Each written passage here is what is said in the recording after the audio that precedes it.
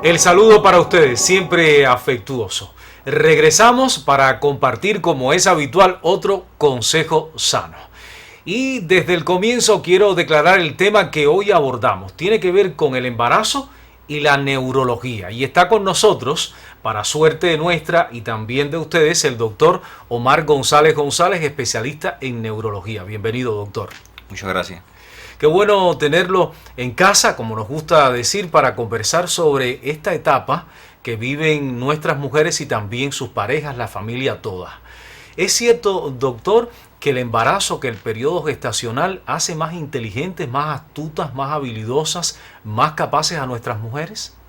Bueno, realmente no es tan así. Sencillamente, en el embarazo es una etapa especial en la vida de toda mujer, ¿no? Y el sistema nervioso no está ajeno a los cambios que experimenta la mujer durante esta etapa de su vida.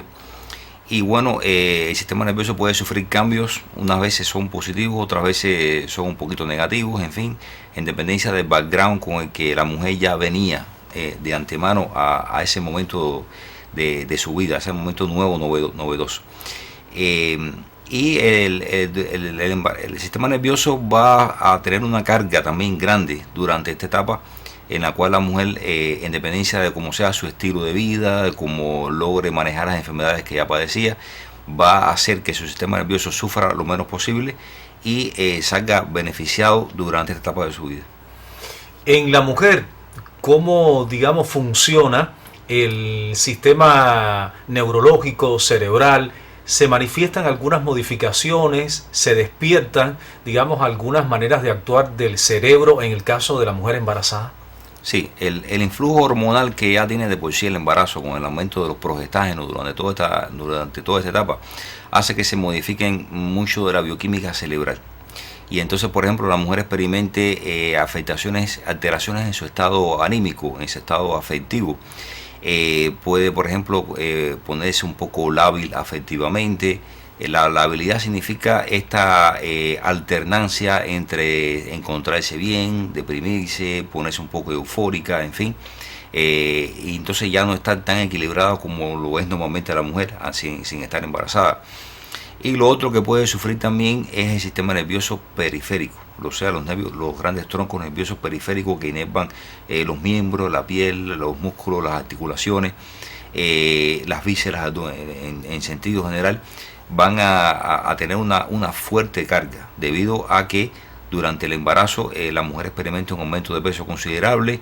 El embarazo se comporta finalmente como un gran tumor abdominal, ¿no?, que expande la cavidad abdominal, pero comprime a su vez todas esas estructuras nerviosas que van a sufrir modificaciones. Y en dependencia del tipo de modificación que sufran, en dependencia de la talla de la mujer, en dependencia de pudiéramos decir, la complianza, la adaptabilidad que tenga su cuerpo femenino a todos estos cambios del embarazo, va a experimentar cambios dentro de su sistema nervioso periférico, por ejemplo, compresiones de tronco nervioso y cosas así por el estilo.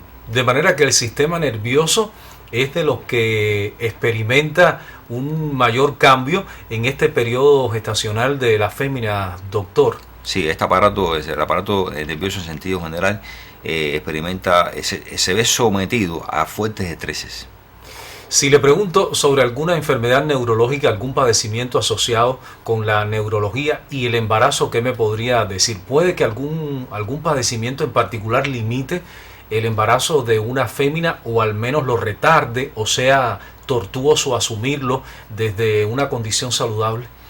Sí, en el caso nuestro en particular, cuando nos remiten pacientes gestantes, ¿no?, uno de los diagnósticos más frecuentes por los que la recibimos en consulta como una forma de valorar e interconsultar estas gestantes, generalmente los diagnósticos más frecuentes son la epilepsia, los dolores de cabeza y los cuadros sincopales vagales, ¿no?, las famosas crisis vagales. Son de los tres diagnósticos más frecuentes por los cuales tenemos que valorar a estas pacientes.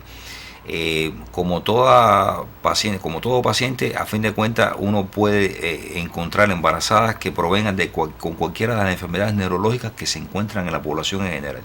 Claro, no enfermedades neurológicas con las que se debuta generalmente en la tercera edad de la vida, porque no es el momento de embarazarse, la edad fértil ocurre en edades tempranas de la vida. pero la mayoría de las enfermedades neurológicas pueden estar en teoría y se pueden encontrar con menor frecuencia y menor incidencia en la población gestante. Y hay algunas enfermedades que sí atentan contra la fertilidad como tal. Tanto porque la mujer desde el punto de vista social evita que ya tenga una enfermedad neurológica, evita embarazarse, como porque los medicamentos que usa a veces están contraindicados para que se puedan usar durante el embarazo, y por una cuestión de planificación familiar se abstiene de salir embarazada, ¿no? Otras veces ocurre el embarazo y entonces ya tiene que proseguir con él y no le queda más remedio que al especialista del médico en cuestión y tratando a la mujer que ya padecía de cierta enfermedad neurológica de antemano. Y otras veces son enfermedades con las que la mujer debuta en pleno embarazo. Una hipertensión endocraniana, una cefalea de comienzo durante el embarazo, convulsiones que aparezcan durante el periodo del embarazo o en el puerperio después que la mujer dio a luz. Son cosas a las cuales una mujer que ya no tenía ningún problema neurológico previo debuta en esa etapa de su vida. Pero existe alguna limitación en particular que indique a la mujer no es posible que quedes embarazada porque este trastorno neurológico te lo impide, porque el riesgo es realmente importante. Ajá. Sí, hay algunas enfermedades que tienen un riesgo muy elevado, sí, de que si la mujer sale embarazada puede tener un desenlace final negativo, tanto que implique la muerte materna como la muerte fetal. Como por ejemplo, doctor, algunas enfermedades, algunas distrofias musculares, enfermedades de neuromusculares que debilitan el organismo como tal y entonces producen una atrofia de la musculatura. Son enfermedades que si la mujer sale embarazada puede durante el embarazo tener una muerte fetal, o ella no puede llegar al final del embarazo, o si llega al término, el hecho de tener que someterse, por ejemplo, a una operación necesaria porque no pueda tener un parto fisiológico normal, es un riesgo incrementado que puede poner en peligro la vida de la madre y del feto, del producto de la concepción.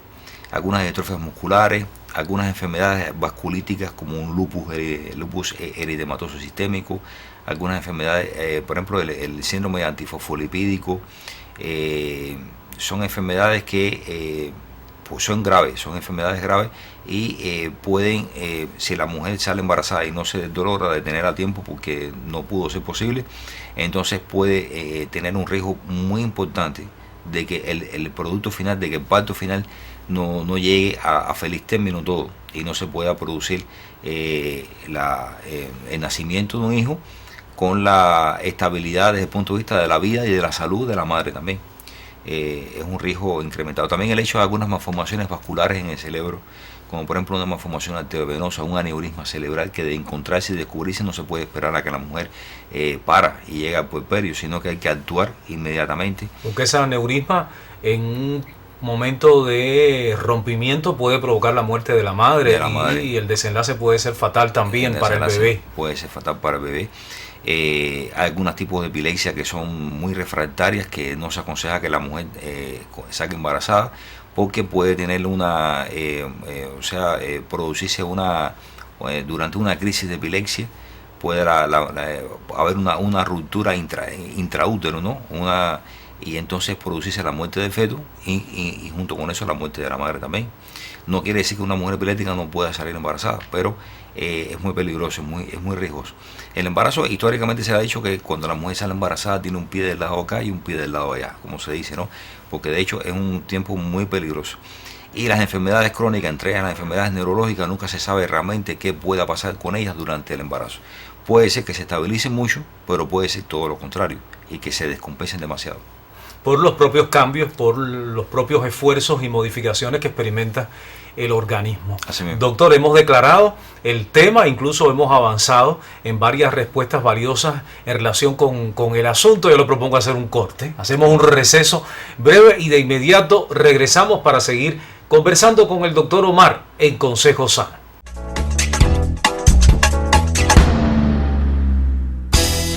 Las barras de manteca de cacao resaltan entre las principales alternativas para hidratar los labios.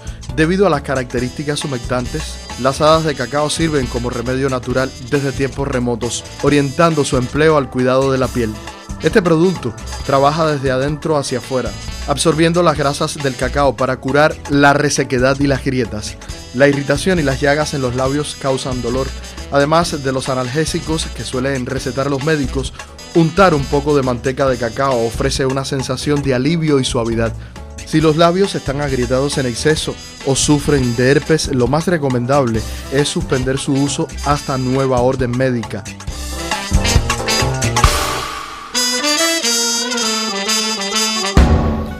Y es tiempo para regresar. Se mantiene con nosotros el doctor Omar González. Doctor, la cefalea, el conocido dolor de cabeza que se intensifica en algunos casos, yo diría que es más frecuente de lo que consideramos en las mujeres embarazadas. ¿Qué pasa con este padecimiento en el tiempo en que la mujer está en periodo gestacional? Sí, bueno, como prototipo de la cefalea es la migraña, que es una de las cefaleas más frecuentes que existe. Durante el embarazo habíamos estado diciendo que puede haber un agravamiento, un empeoramiento de la migraña y entonces complicarse a la situación al especialista que trata a esta embarazada, porque entonces ya no puede contar con todos los recursos terapéuticos con que contaba antes de que la mujer saliera embarazada. Me refiero a que todos los medicamentos que pudiera utilizarse estando la mujer sin estar embarazada, como antidepresivos, anticonvulsivos, que hiciera falta utilizar y según la mujer lo pudiera tolerar desde el punto de vista individual, cuando llegue el momento del embarazo hay que tenerle cuidado porque estos medicamentos pueden ser teratogénicos. ¿Qué quiere decir teratogénicos? Teratogénico significa que puede inducir la aparición de una malformación en el feto y que cuando se empieza a formar el feto, las estructuras principales, ya aparezca una malformación en alguna parte de su organismo y ya eso es irreparable, irreversible. Hay malformaciones que son más llevaderas que otras que son incompatibles con la vida misma. Entonces, bueno, hay ciertos medicamentos que no se deben administrar durante el tiempo de gestación y limite entonces el arsenal terapéutico con el que cuenta el médico para aliviar los dolores de cabeza de la gestante. No quiere decir que se queda sin recursos en médico, siempre es posible mitigar y aliviar ese dolor, pero hay que jugar con el momento del embarazo en el que se encuentra, si hay alérgica o no a medicamentos, hay que ser más prudente y precavido, ensayar un medicamento solo a la vez y no intentar con varias cosas juntas para no exponer a la embarazada a una reacción medicamentosa adversa, ¿no? Y estamos hablando de féminas migrañosas sobre todo. Ajá, sí.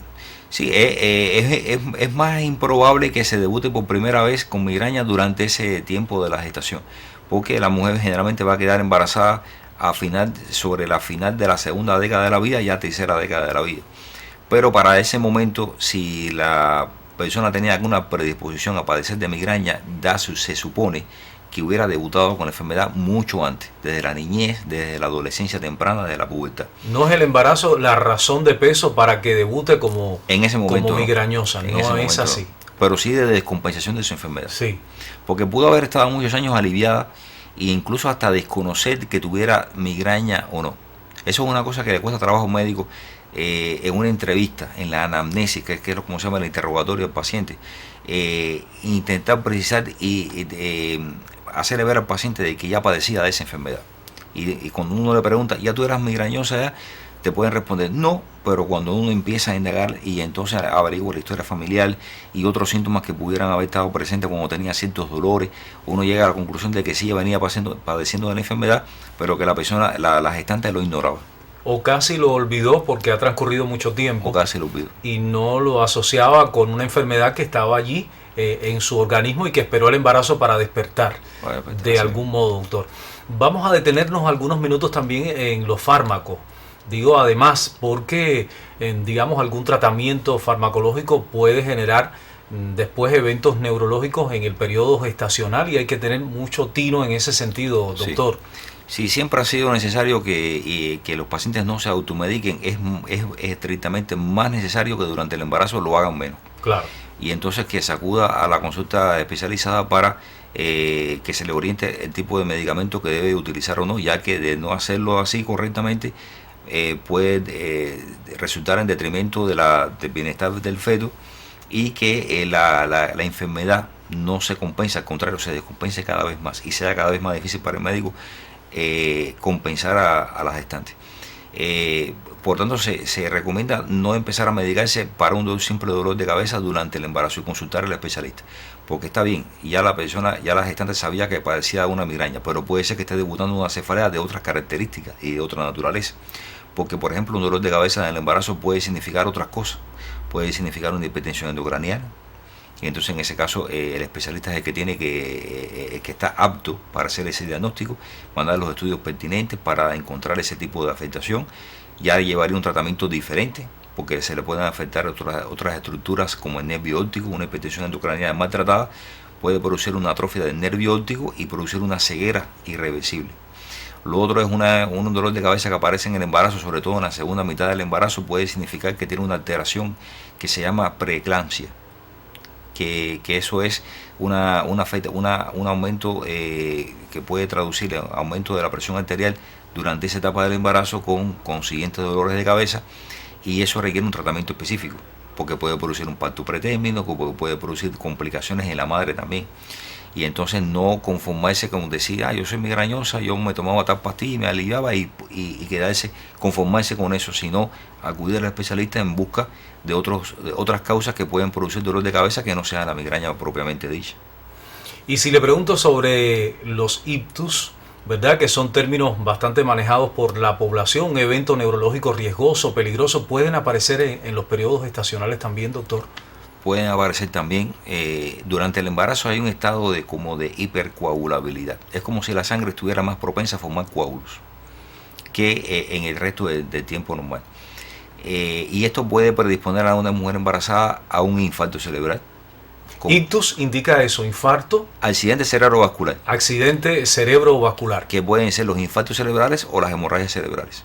O sea, en un embarazo hay una probabilidad incrementada de que ocurran estos ictus debido a estas modificaciones en la hemostasia, o sea, en el equilibrio de lo que son los procesos de coagulación de la sangre como tal.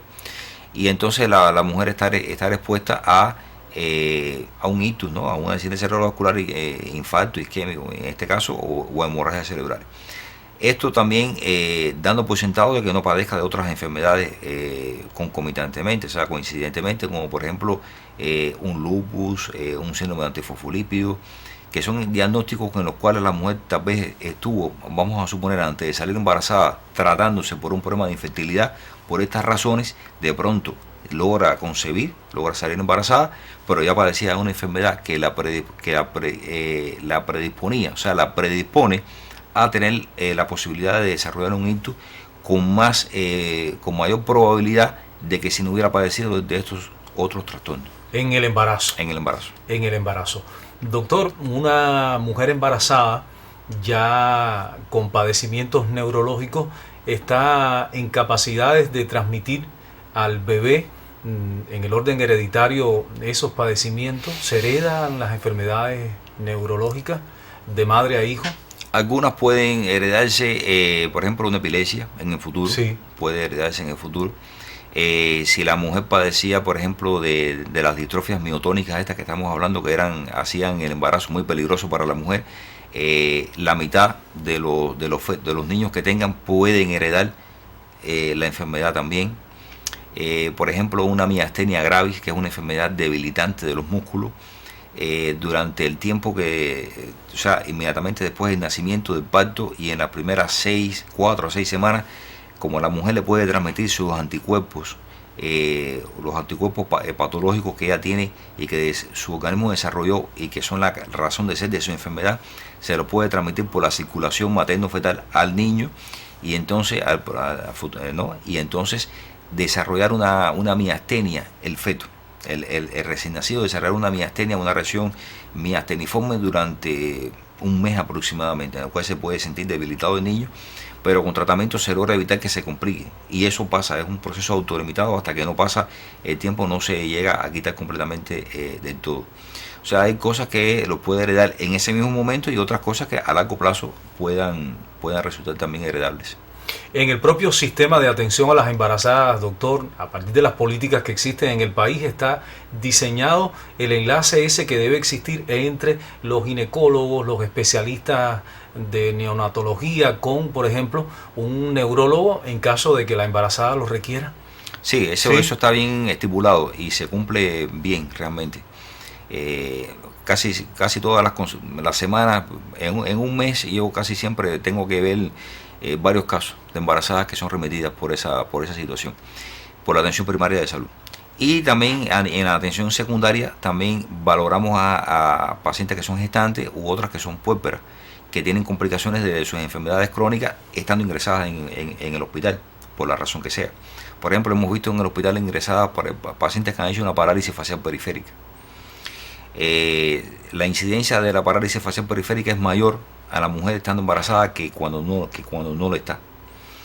Y el hecho de tener una parálisis facial periférica durante el embarazo hace que la evolución sea un poco más tórpida y no sea tan sencilla la evolución como tienden a ser normalmente, que en un mes aproximadamente cualquier persona, sea hombre o mujer, debe resolver esa parálisis facial periférica, o sea, la mitad de la cara paralizada, donde se queda abierto el ojo, que no lo puede cerrar, y la boca que se le vira para el lado que está sano. Y entonces la mujer es más vulnerable en este periodo a padecer esta parálisis, doctor. Es más vulnerable. Sí.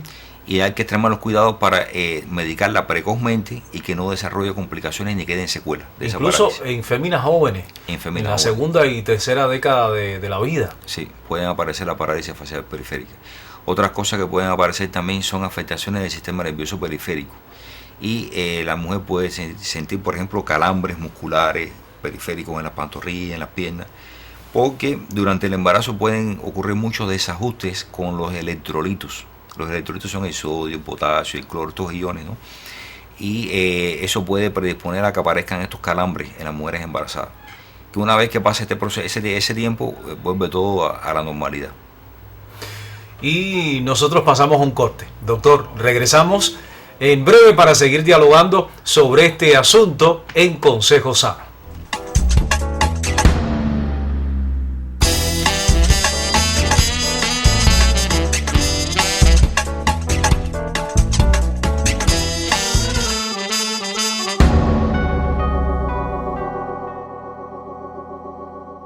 De vuelta con el doctor Nomar González González, nos queda un tercer segmento y algunas dudas que queremos aclarar con usted. Quisiéramos profundizar en la epilepsia. Usted la ha mencionado alguna que otra vez en el transcurso del programa, pero es una enfermedad que hay que seguir de cerca, que hay que controlar para evitar males mayores en el periodo gestacional de la mujer, doctor. Sí, queremos enfatizar que es muy importante que la mujer que ya padece una epilepsia planifique muy bien el embarazo y que no la sorprenda la concepción de un nuevo embarazo, porque es muy importante cómo estuvo ella controlada de sus crisis en los 9 meses anteriores a salir embarazada.